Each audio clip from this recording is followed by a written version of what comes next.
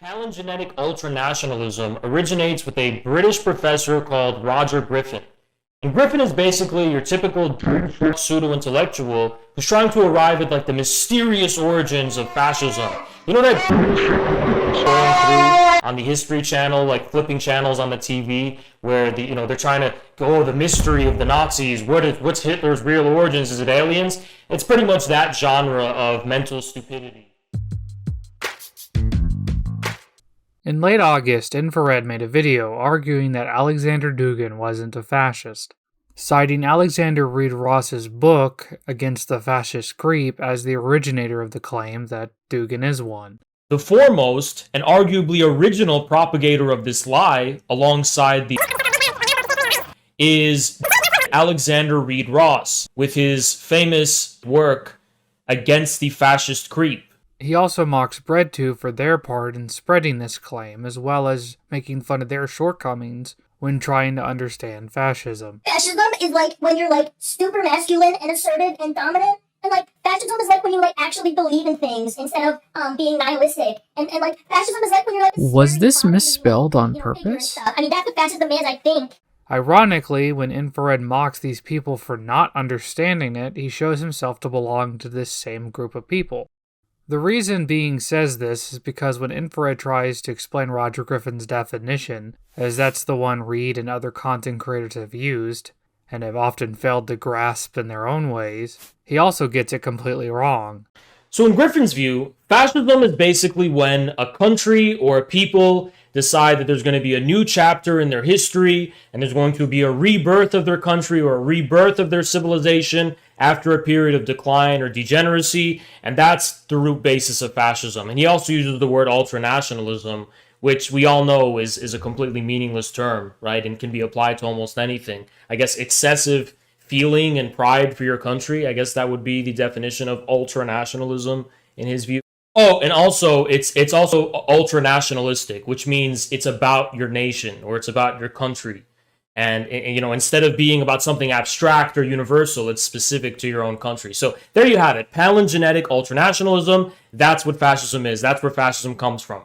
For those unaware, Roger Griffin's fully written definition is a genus of political ideology whose mythic core in its various permutations is a palingenetic form of populist ultranationalism. Or, as it's commonly shortened, Palingenetic ultranationalism. Just to mention before we move on to the meat of the video, Being isn't interested in responding to Infrared's personal attacks against Ross. Would work with literal CIA and DHS agents. Or even defending their book, as Being prefers to just read Griffin's work and a few others. Being is far more interested in debunking Infrared's claims that Roger Griffin's definition is too broad and, if used consistently, would count things such as the French Revolution and other broadly similar movements. The French Revolution, fascist. The Springtime of Nations of 1848 in Europe, fascist. Giuseppe Garibaldi and Mazzini, fascists. Abraham Lincoln and the Union during the American Civil War, fascists. If they wanted to be consistent, if, Ross wants to be consistent, then he has to label all of these other things as fascist too. Being also wants to highlight how Infrared's own shortcomings when trying to understand fascism have led him to discount fascists in both the era of fascism and the post-war, such as Dugin himself. It's funny to note that Ross's book isn't the first to claim Dugin as fascist. I mean, Ross's book cites Anton Chekhovtov's work on Dugin. Particularly, one of probably the most important piece that Chekovtov wrote on Dugin was the palingenetic thrust of Russian Neo-Eurasianism, which was published in a 2008 journal called Totalitarian Movements and Political Religions. Being doesn't know who was the first to claim Dugin as fascist, but it wasn't Ross's 2017 book. Links to Being's past videos on fascism will be in the description if anyone is interested in learning more. Every revolution in history can be characterized as palingenetic ultranationalism. While it's true that the terms palingenetic and ultranationalism are broad, they acquire, like in many definitions, a specific meaning when used by the person formulating it. It only really requires some familiarity with Griffin's work that isn't limited to the incredibly flawed Wikipedia article on it. Being's going to use a free essay to further explain these specific terms, So if anyone's interested in a quick unpacking, Bing can link that in the description. Bing's completely aware that academic books are very expensive, and although Bing can't legally suggest it, sites like LibGen exist, and you could theoretically find many of Griffin's works there, although that would be illegal, and Bing is against illegal things. So don't Google LibGen and type in Roger Griffin. Stealing is bad. Firstly, palingenesis. The term is used within the framework of my ideal type to connotate rebirth, not in the sense of restoration of what has been, which is an archetypal conservative utopia, but of a new birth which retains certain eternal principles, e.g. eternal Roman, Aryan, or Anglo-Saxon virtues in a new modern type of society. The fascist uses past historical events of great struggle or glory to unearth supposed eternal truths, essences, and archetypes that can be used as a blueprint for revitalizing and rerouting the nation's organic members into creating a new healthy and prosperous national community. The mythic core thus isn't simply evoking a mythical past, but also a mythic future, where the present conditions of decadence must be overcome to bridge these 2 points in time, not by mimicking the exact past society, but by making a new historic time that expresses the so-called eternal properties, thus sparking a phase of renewal of these organic people, turning them into new men and women. Therefore, the palingenetic aspect of fascism is invoking a temporal and anthropological revolution. A part of constructing that new time can be the incorporation of not just past, but also present properties, so long as they can be seen as something that can be used in service of their project and possibly also taken out of their decadent forms and services and transformed into an aspect of that new order. The easiest example is the use of modern warfare, but also, more strangely, many far leftist ideologies and ideas. Through the maze of modernity, the fascist finds a way out by resynthesizing different ideas and concepts while retaining the core nucleus of his ideology, creating such seemingly contradictory permutations as National Socialism, National Anarchism, National Bolshevism, and so on. This helps to explain the highly syncretic dynamic of fascism, the fusion of the far left and right. Bing would like to quickly argue that no matter how a fascist permutation does incorporate leftist ideas, I think the result still finds itself amongst the position of the far right. Take national anarchism, for example. When this permutation took in classical anarchist ideas and infused it with the nucleus, it came out into a completely different ideology that espouses a free association of voluntarily homogeneous ethnic communities. We'll take a peek into Dugin's own flavor of syncretism as well, and look into other revolutionary ideologies and how they engage in their own palingenesis. Secondly, ultranationalism. Not just an overtly anti-liberal, anti-parliamentary form of nationalism, which precludes the palingenetic patriotism of a De Gaulle, a Thatcher, or even a Yeltsin from being fascist, but to embrace the vast range of ethnocentrisms which arise from the intrinsic ambiguities of the concept nation, and from the many permutations in which racism can express itself as a rationalized form of xenophobia. It is in this multivalence and flexibility in which accounts for the way my fascist minimum covers the various concepts of the Italian race, accommodated by fascism, just as well as the Eurofascism, Europe of 100 flags, which has become so important since the war. This national history, as discussed, is used to mark out the membership of the ultranation, which can be expressed in racialist and eugenicist terms, but, in the case of the Brazilian integralists, was expressed in a unique and specific union of races that created a shared Brazilianness. However, regardless of how multi-ethnic or racial the ultranation appears to be, it still forms a cohesive and concentrated group of organic members who contrast themselves with people who are discounted as non-organic and thus excluded from membership in this group.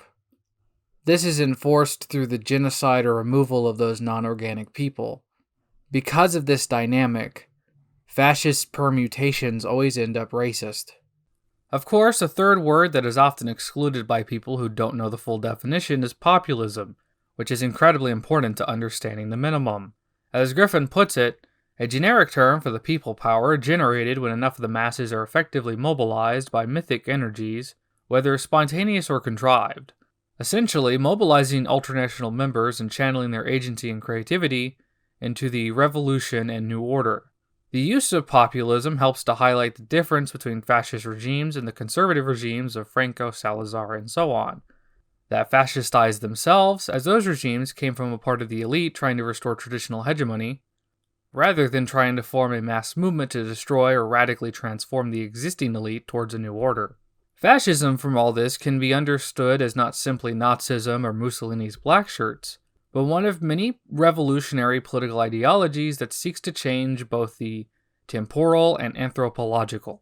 Without this specific unpacking of the words used in the definition and how it's all supposed to come together into a coherent nucleus of the ideology, the definition becomes a useless buzzword that can be mistaken for a checklist, which is how Infrared tries to use it by citing the French Revolution as a supposed example. So wait, the French Revolution. The French Republic underwent an immense feeling of national rebirth and palingenesis. They wanted to return to the era of the heroic, classical, Greek and Roman era, right? And ultra-nationalistic. I mean, they were surrounded by everyone in Europe, of course, right? And then to say nothing of the Napoleonic Wars and what Napoleon did for France. So yeah, the French Republic could easily be identified as palingenetic ultranationalism. While it's true that nationalism and palingenesis were involved in the French Revolution, they weren't used to create a post-liberal new ultranational order that would sweep away liberal modernity, but rather to try and mark the beginning of a new time of universal liberalism against the forces of the monarch, aristocracy, and clergy. The French Revolution didn't call back to previous democratic societies because they wanted to go back, but rather they were using them as a temporal reservoir, whereby they used the imagery, archetypes, and what they considered truths from that time to mark out what they were revitalizing in their new world. As if Roger Griffin isn't already aware of these things, or more specifically hasn't actually written on the French Revolution, which he has many times before. For example, in Modernism and Fascism, Griffin points out a common palingenetic dynamic that exists within the French Revolution, Fascist Revolution, and Bolshevik Revolution. By constantly reminding modern Italians of their Roman heritage, fascism was summoning them to make the same daring tiger's leap into the past that Walter Benjamin argued was made by French revolutionaries when they forged a symbolic link between the overthrow of the ancient regime and the ousting of the kings from ancient Rome. By anchoring a new future in the mythic remembrance of things past, fascists put themselves in the position to blast a specific era out of the homogeneous course of history as much as any Bolshevik revolutionary. Another example Infrared gives is the American Civil War. Probably one of the most ironic examples, though, is going to be the American Civil War and people like Abraham Lincoln. I mean, America was experiencing a period of decline because it literally divided into two. And that Civil War, at least from the Union side of things, which it was about a war of unification, very much was about a war of the rebirth of what America is, a form of palingenesis. And, that could easily be characterized as ultra-nationalistic if we're just talking about this excessive form of belief and pride in the country that was America in their eyes. Which, it's true that the country was falling into a deep decline and conflict, neither side would be regarded as fascist when using Griffin's definition. Lincoln and Union forces sought to save the Republic from Confederate breakaway and would enact reforms to the system. The Confederate forces attempted to salvage the existing infrastructure of slavery and its elite into that breakaway state, which much of the Constitution of the U.S. was imported into, except for some major changes, notably the explicit protection of slavery. The Confederacy, then, was a conservative secession movement.